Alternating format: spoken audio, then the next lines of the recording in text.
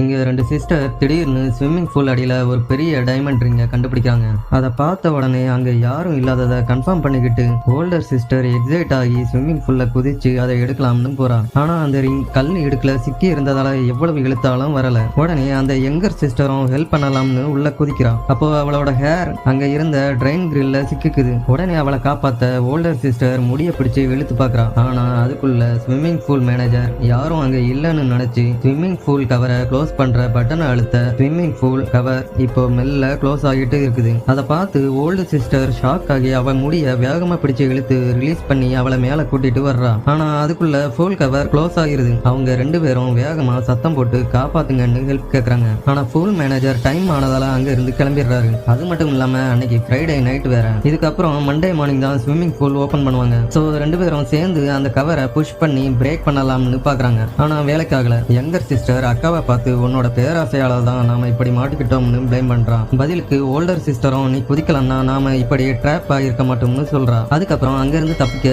ஏதாவது வழி இருக்குமான்னு ரெண்டு பேரும் தேடுறாங்க. ஆனா எங்கேயுமே வழி இல்ல. அப்போ அவங்களுக்கு ஒரு ஓல்டு ஸ்விம் சூட்டும் ஒரு பிளாஸ்டிக் போர்டும் தான் கிடைக்குது. அப்போ யங்கர் சிஸ்டர் அங்க ஒரு சின்ன ஹோல் இருக்கிறத நோட் பண்றா. அதை அந்த பிளாஸ்டிக் போர்டால கட் பண்ணலாம்னு ட்ரை பண்ணும்போது கவர் ரொம்ப ஸ்ட்ராங்கா இருந்ததால பிரேக் பண்ண முடியல. திடீர்னு அவங்களுக்கு அந்த டைமண்ட் ரிங் ஞாபகத்துக்கு வருது. உடனே ஓல்டர் சிஸ்டர் கீழே போய் அந்த டைமண்ட் ரிங்கை எடுக்கிறா. அப்போ அந்த ட்ரெயின் கிரில் கொஞ்சம் லூஸா இருக்கிறத பார்த்து கஷ்டப்பட்டு இழுக்கிறா. அவளோட ஃபுல் ஸ்ட்ரென்த்தையும் கொடுத்து இழுத்தும் அது ஓபன் ஆகல. இந்த பிளான் வேலைக்கு ஆகாதுன்னு தண்ணிக்கு மேலேயே வந்துடுறா. அப்போ வெளியே அவளோட போன் ரிங் ஆகுது. அவளோட பாய் ஃப்ரெண்டு தான் கால் பண்ணியிருப்பான். ஆனா அவங்க உள்ள மாட்டி இருந்ததால அதை எடுக்கவும் முடியல. நேரம் போக போக நைட் டைம் ஆகிருது. அப்போ அங்க இருந்த ஸ்விம்மிங் பூல் லைட்ஸ் எல்லாம் ஆட்டோமேட்டிக்கா ஆஃப் ஆகிருது. கொஞ்ச நேரத்திலேயே வாட்டரோட டெம்பரேச்சர் குறைஞ்சு கோல்டாக ஆரம்பிக்குது. ஆக்சுவலா அந்த ஓல்டு சிஸ்டர் ஒரு டயாபெட்டிக் பேஷண்டா இருந்திருப்பா. அவளுக்கு இப்போ இம்மீடியட்டா இன்சுலின் தேவைப்படுது. ஆனா அது வெளியே அவளோட பேக்ல தான் இருக்குது. சிச்சுவேஷன் புரிஞ்சுக்கிட்டு யங்கர் சிஸ்டர் பிளாஸ்டிக் போர்டால கண்டினியூஸா கட் பண்ண ட்ரை பண்ணிக்கிட்டு இருக்கிறா. அப்போ திடீர்னு அந்த ஸ்விம்மிங் பூல் லைட்ஸ் எல்லாம் மறுபடியும் ஆன் ஆகுது.